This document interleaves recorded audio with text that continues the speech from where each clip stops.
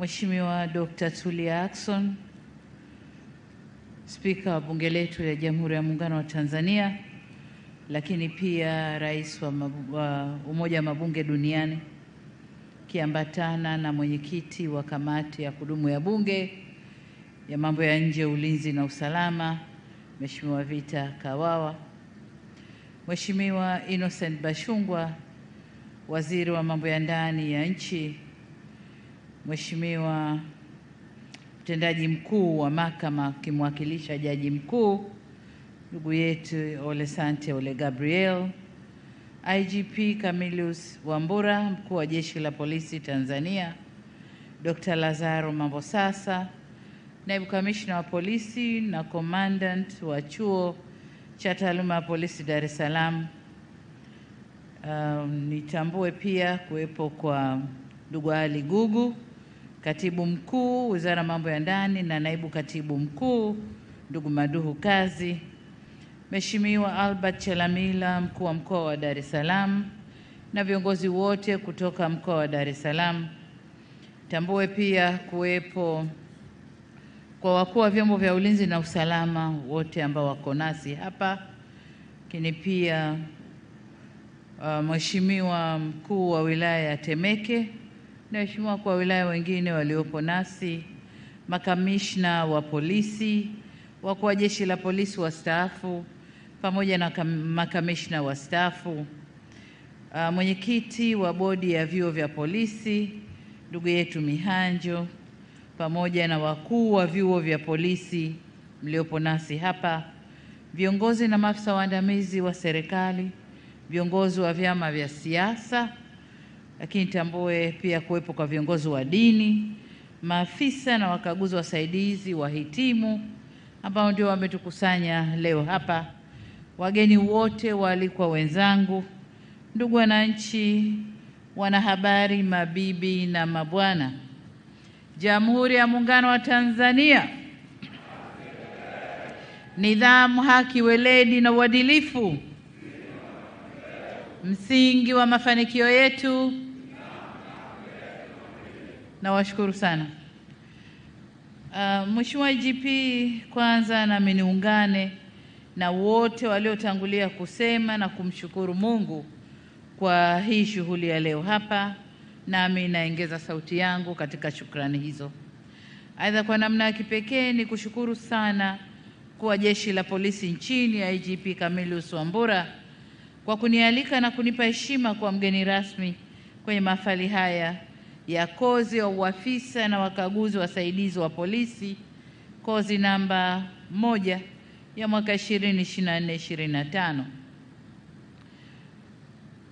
Hapa niipongeze kamati na wote waliohusika katika maandalizi ya sherehe hizi. Ni sherehe nzuri na kwa kweli sherehe zimefana vizuri sana. Hongereni sana. Mheshimiwa IGP, nakushukuru kunialika hapa leo. Ni mara yangu ya 3, nadhani ya 3 kuweko hapa. Nilikuja mara ya kwanza kabisa kuongea na polisi wanawake katika uwanja huu, kwa ni mara ya kwanza kabisa.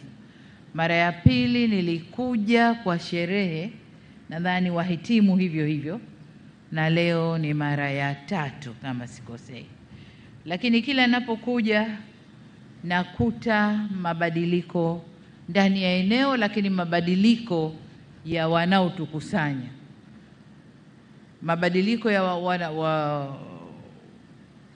wana wetu wa polisi, lakini mabadiliko ya mafunzo, mabadiliko ya eneo. Hongera sana mkuu wa chuo hapa.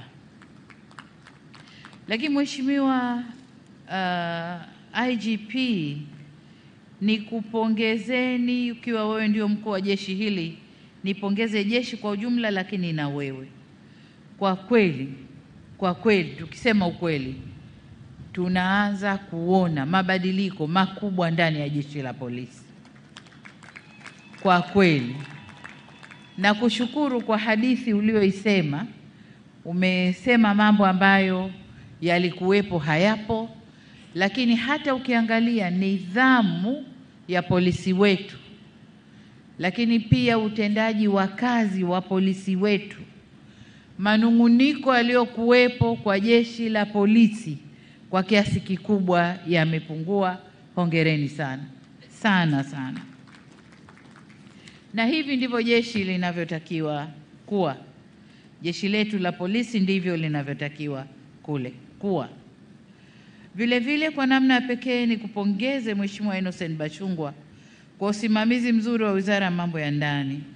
Natambua kuwa hii si wizara nyepesi kuiongoza, lakini kwa muda mfupi ambao nimekabidhi wizara hii umekuwa mwepesi wa kujifunza na umeonyesha kuimudu. Hongera sana Mheshimiwa na timu yako, Katibu Mkuu na wengine, hongereni sana. Ndugu wahitimu, maafisa na wakaguzi wasaidizi wa polisi, nafurahi kupata wasaa wa kuweza kuzungumza nanyi wote kwa wakati mmoja, sababu nimeambiwa kwamba hii ni mara ya kwanza kuwa na mkusanyiko wa watu wengi hivi waliohitimu. Kwa nimefurahi kwamba nitapata kuongea nanyi wote kwa pamoja, na nimeambiwa kwamba huu ni mkusanyiko mkubwa tangu chuo hiki kuanzishwa mwaka 1961. Kwa hiyo hongereni kwa kuweka historia hiyo, lakini pia nawapongeza wote mliohitimu ambao leo mmetukusanya hapa.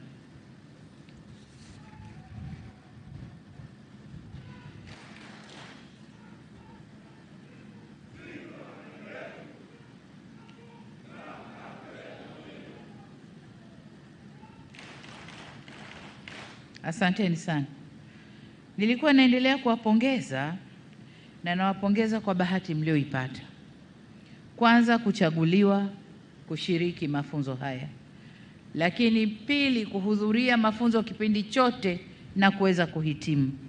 Tumesomewa takwimu hapa, kuna wenzenu ambao kwa sababu tofauti au sababu mbalimbali hawakuweza kukamilisha. Sasa nyinyi ambao mmekamilisha, kwa kweli niwapongeze sana. Najua miezi 9 haikuwa miezi rahisi, ilikuwa ina raha zake, lakini ilikuwa na shida zake. Hata hivyo mmekomaa, mmejifunza, mmeiva, mmehitimu. Hongereni sana. Sasa nendeni mkayazingatie na kutekeleza kwa vitendo yale yote mliofundishwa kwa kipindi cha miezi 9 mlichokuwa hapa chuoni. Nafahamu kwa nyie ndio mnaokwenda kuwa wakuu wa intelijensia. Baadhi yenu mtakwenda kufanya kazi ya kushirikisha jamii kwenye kile vitengo vyetu vya polisi jamii, wengine mtakuwa kwenye operation mbalimbali, wengine mtakuwa kwenye uchunguzi wa kisayansi ya jinai, lakini wengine mtakwenda kwenye usalama wa barabarani katika ngazi za mikoa na wilaya. Vile vile wapo watakao kuwa wakuu wa vituo vya polisi, wakuu wa upelelezi wilaya, wasaidizi wa wakuu wa idara na vitengo mbalimbali ndani ya jeshi letu katika mikoa, lakini hata makao makuu ya polisi. Kwa hiyo jipangeni kikazi. Hivyo kutokana na majukumu mtakayopangiwa muda mfupi ujao, ni matumaini yangu na ya taifa kwa jumla kuwa mtakwenda kufanya kazi kwa weledi na mtasimamia viapo vyenu. Nilikuwa nawasikiliza vizuri wakati mnaapa, lakini pia wakati mnaimba ule wimbo wa polisi.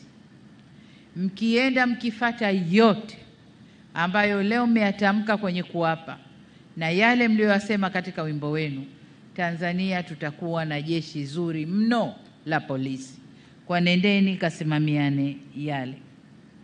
Lakini nimesikiliza vizuri maeneo ya mafunzo mliopitishwa na nimeona kwamba yamezingatia nyanja zote muhimu za majukumu yenu.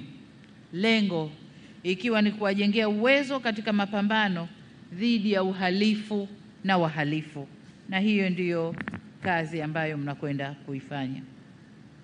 Hivyo kwa ujuzi huu mlioupata, ni matumaini ya Watanzania mtakwenda kuwa chachu ya maboresho na mabadiliko ya kiutendaji katika kukomesha vitendo vya uhalifu katika komandi na himaya zenu mtakazopangiwa. Vile vile kwa uelewa mlioupata, mtatusaidia kujibu baadhi ya changamoto zilizobainishwa na Tume ya Haki Jinai zinazohusu kuzingatiwa kwa taratibu na vile vile kasi ya utendaji kazi. Sababu tume ile imeonyesha maeneo mengi ambayo huko nyuma jeshi letu lilikuwa na kasoro. Kwa hiyo kwa mafunzo haya nadhani mtakwenda kuziba hilo pengo ambalo limeonyeshwa. Kama mnavyotarajiwa kwenda kusimamia haki za raia, mnatarajiwa pia kuendelea kuwa mabalozi wa kusimamia maadili katika komandi zenu. Mwe sehemu ya kukomesha vitendo vya kuomba na kupokea rushwa. Haya ndio maradhi makubwa yalikuwa ndani ya jeshi letu, na sitaki kusema yameisha, yapo, yanaendelea. Muda baada ya muda tunarushiwa viklipu, na mimi nikirushiwa wanamrushia IGP. Watu wako wa barabara fulani, angalia. Na nashukuru nikimrushia hacheleweshi, anachukua hatua hapo hapo. Kwa hiyo nendeni kakomesheni mambo ya rushwa. Hamjafunzwa ili mpewe silaha zaidi za kwenda kukomesha watu kwenye mambo hayo. Mmefunzwa kwenda kutoa majawabu kwenye yale mambo ambayo jeshi letu linalalamikiwa. Kwa niombe sana kafanyeni hayo. Kama nilivyosema, wimbo wenu wa maadili ya maafisa wa polisi ambao unaimbwa kila shughuli inayokuwepo ni wimbo mzuri sana, na kama mtasimama nao, basi jeshi letu ndani ya ukanda huu hakuna ambaye anaweza kutushika. Niwaombe sana kasimamieni viapo na wimbo wenu. Kama mnauimba kwa kumaanisha, basi maudhui yaliyomo kwenye wimbo yanatekelezeka na inawezekana. Na ni dhahiri kama nilivyosema kwamba tutapunguza malalamiko ndani ya jeshi letu kwa kiasi kikubwa. Vile vile jeshi letu litakuwa na heshima zaidi, kwa sababu wenyewe mnajua kwamba Tanzania sio tu jeshi la polisi, lakini na vikosi vyetu vingine viko vizuri ndani ya ukanda wetu Afrika Mashariki, lakini pia kusini mwa Afrika. Kwa tutapokwenda kurekebisha mapungufu tulionayo, tunakwenda kuwa juu zaidi na tutapata heshima zaidi, kwa sababu shida zinapotokea kwa wenzetu tunaombwa twende kusaidia. Heshima ile ni kubwa kwetu na tutapata heshima kubwa zaidi. Kwa niwaombe sana vijana mliohitimu leo, mkawe agents wa mabadiliko, mkawe mawakala wa mabadiliko kule mnakopangwa kazi zenu. Kwa wale watakaopangwa kwenye eneo la usalama barabarani, huku pamoja na jitihada zote tunazochukua, natambua kwamba jeshi limejipanga, kuna jitihada kubwa zinachukuliwa, kuna miradi mikubwa inakuja ya usalama barabarani, mambo ya kufunga makamera, sijui kutumia vipuliza vipima pombe, sijui mambo mengi jeshi limejipanga kufanya. Lakini bado mzimu wa ajali umetuandama sana. Kwa mfano, mwaka huu mpaka kufikia mwezi wa 4 mwaka huu 2025, jumla ya matokeo ni miezi 4, Januari mpaka mwezi wa 4, matokeo 1322 yaliripotiwa, na idadi ya watu waliokufa katika hiyo ni 1275, ongezeko la 9% ukilinganisha na mwaka 2024. Kwa kila tunapochukua hatua ndipo ajali nazo zinaongezeka. Sasa hebu tulitizameni vizuri eneo hili. Kuna nini hasa? Kama ni barabara zetu, kama taifa tufunge mikaja upande mwingine, tutengeneze mabarabara yetu ili ajali zisitokee. Kama ni kufunga vifaa vya usalama barabarani, tufanye hivyo. Kama ni uzembe wa madereva wawekwe, wafundishwe, muweke conditions gumu za kumfanya mtu kuwa dereva. Najua kwa sasa hivi anayefanya ajali ya kwanza, ya pili, ya tatu ni kufutiwa leseni, kupunguziwa points kwenye leseni, lakini kuwe na vikwazo zaidi vya kumfanya mtu awe dereva na dereva makini. Eneo hili bado limetuandama, vifo ni vingi barabarani, niombe sana sana kwa wale watakaopangwa kwenye eneo hili wakatupe jicho na wawe na mikakati mizuri ya kupunguza ajali barabarani. Ni jana tu kule Mbeya watu 28 wamepotea, na nadhani 12 ni majeruhi wale, kama hawajaongezeka waliopotea. 12 majeruhi, 28 wanakwenda kuzikwa. Kwa hiyo kwenye eneo hili niombe sana ndugu zangu wa Jeshi la Polisi, usalama barabarani, tuendeni tukaweke usalama mzuri wa barabarani pamoja na hatua tunazochukua, lakini tuje na mikakati mingine mikubwa ya kuzuia ajali za barabarani.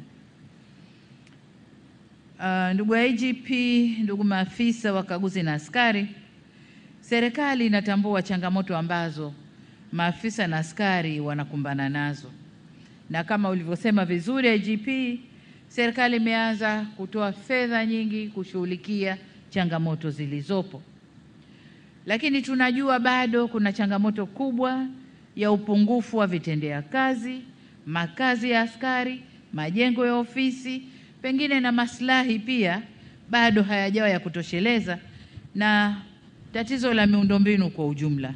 Lakini kama alivyosema, na mimi nataka niongeze sauti niwahakikishie Jeshi la Polisi kwamba tayari tumeanza kuchukua jitihada mbalimbali na serikali ipo kuimarisha Jeshi la Polisi jinsi bajeti itakavyokuwa inaruhusu.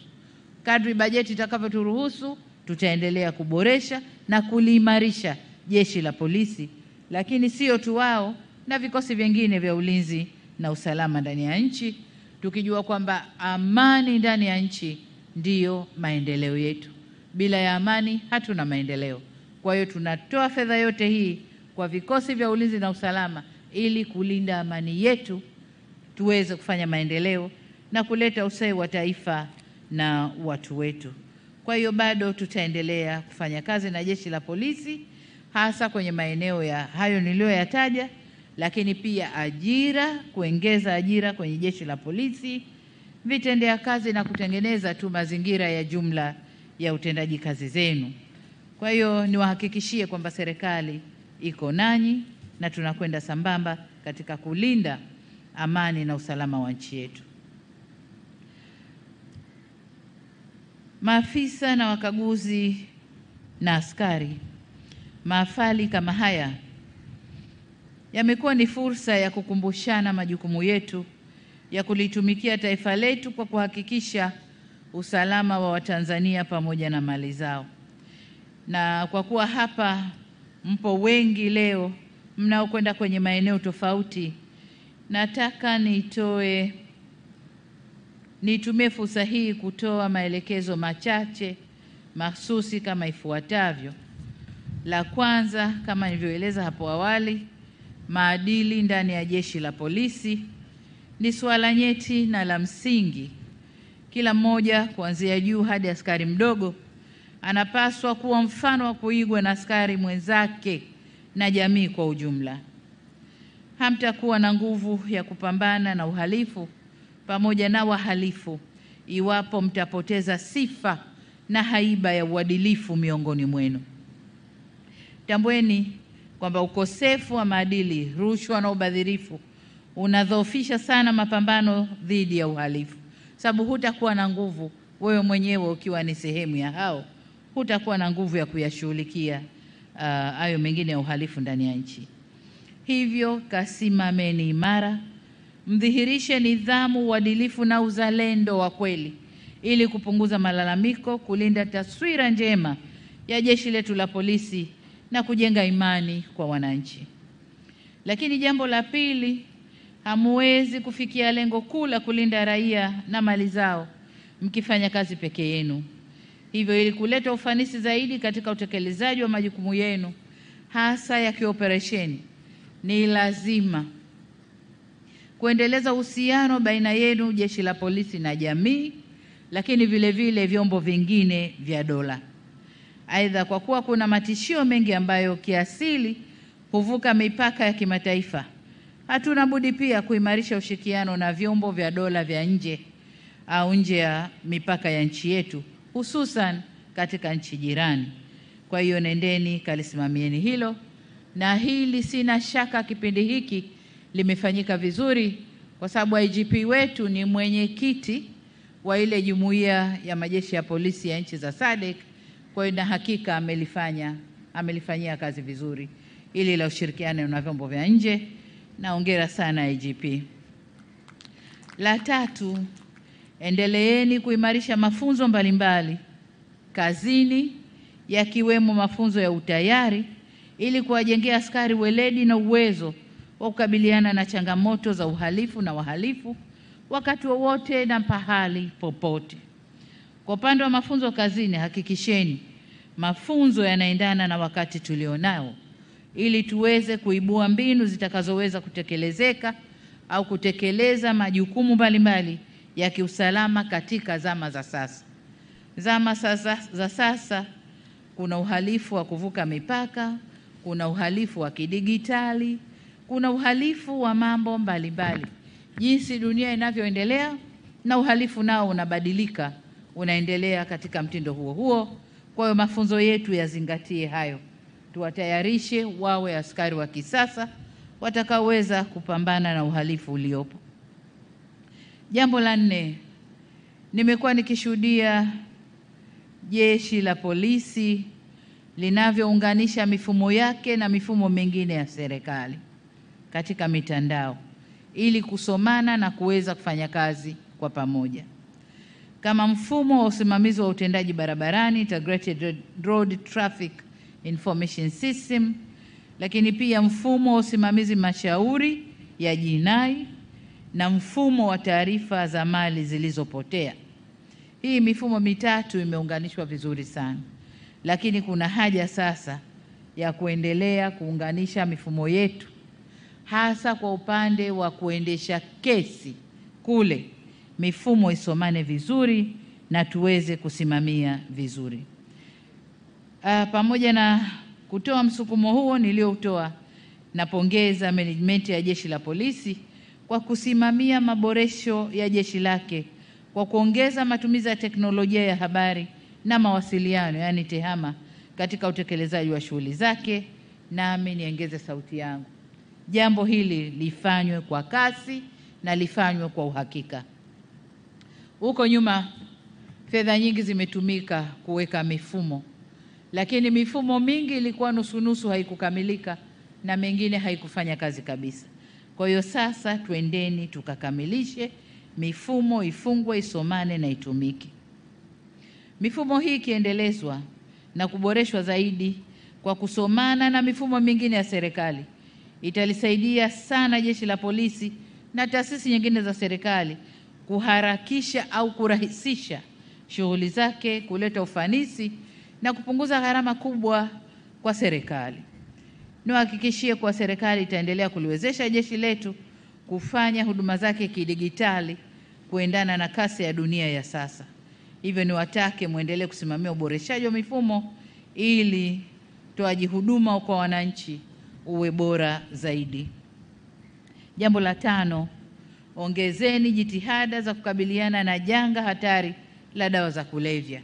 Na hapa nimemwona kamishna wa kitengo hicho cha dawa za kulevya, ambapo taasisi mbili hizi na nyingine za vyombo vya ulinzi lazima vifanye kazi kwa pamoja katika kukomesha janga hili, ili vijana wetu wasiendelee kuathirika na dawa hizo. Vijana hawa ndio nguvu kazi yetu ya taifa.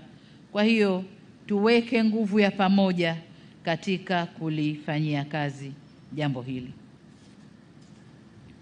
Jambo la 6, kwa management ya Jeshi la Polisi, niwatake mkasimamia utekelezaji kamili wa mapendekezo yale ya Tume ya Haki Jinai, yaende yakasimamiwe ili yatekelezwe kikamilifu. Kuna ambayo kama nilisema tumeshaanza kuyatekeleza, likiwemo la kuimarisha uwezo wa kitaasisi wa Jeshi la Polisi. Hivyo yale mengine ya kiutendaji niwatake mkayasimamie ili kuboresha usimamizi wa haki nchini. Jambo la 7 na la mwisho, nizidi kuwakumbusha kuwa miezi michache inayokuja, lakini hili mmelisemea vizuri sana kwamba mnakwenda kusimamia uchaguzi, na mtahakikisha kunakuwa na usalama kabla uchaguzi, wakati wa uchaguzi na baada ya uchaguzi. Hili mmelisema vizuri sana.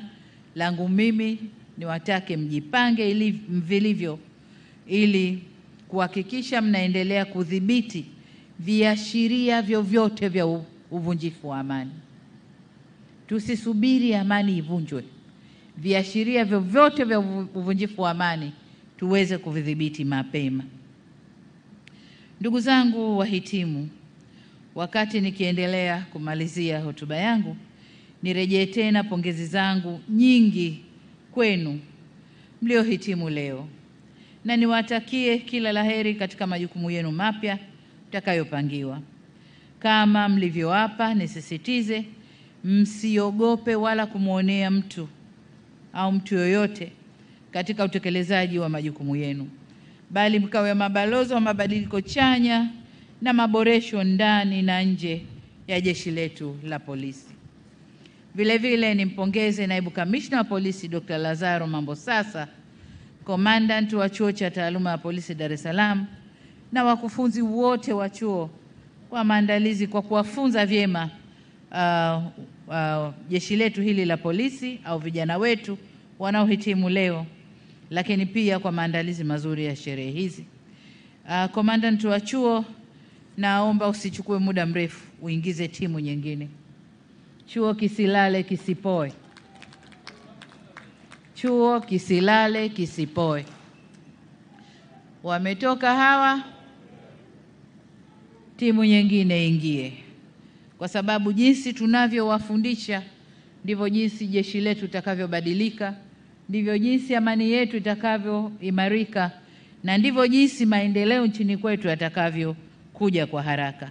Kwa hiyo chuo kisipoe. Kama ni swala la fedha, IGP unajua wapi unaweza ukatoa fedha. Kwa hiyo chuo kisipoe. Lakini kupongeze kwa kazi kubwa ambayo mnaifanya. Lakini pia tulizungumza kule ndani kuhusu uhamishwaji wa chuo na ujenzi wa chuo kipya. Serikali iko pamoja nawe, tutalisimamia pamoja na IGP kuhakikisha chuo kipya kinajengwa kwa kasi, kwa haraka, ili tupishe eneo hili kwa kazi nyingine. Kwa hiyo tunalichukua, tutalifanyia kazi. Na baada ya kusema hayo, sasa ninayo heshima ya kutamka kuwa mafunzo ya kozi ya uafisa na wakaguzi wasaidizi namba 1 ya mwaka 2024-2025 sasa mafunzo yamefungwa rasmi.